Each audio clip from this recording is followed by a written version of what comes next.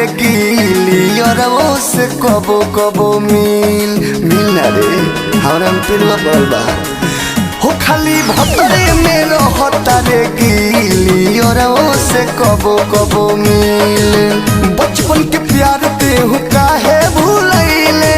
ससुर में जाके भातार वाला भइले हमरो प्यारी के करू तनी फीली और से कबो कबो मिल हमर दूर नहीं ने हमारे दिल और से कबो कबो मिल।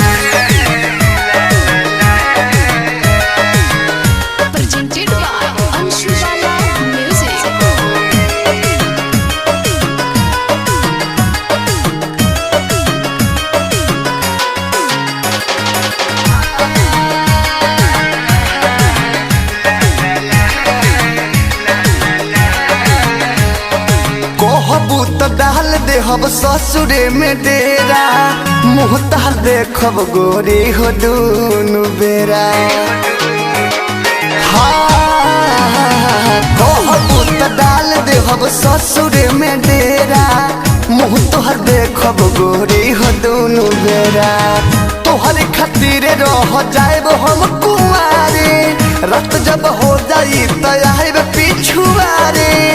बात मन हमरे करी ले अपीली और से कबो कबो मिल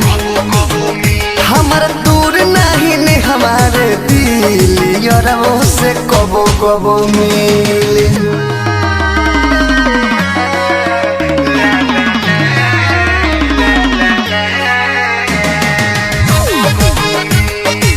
mix by Max music Gopalganj.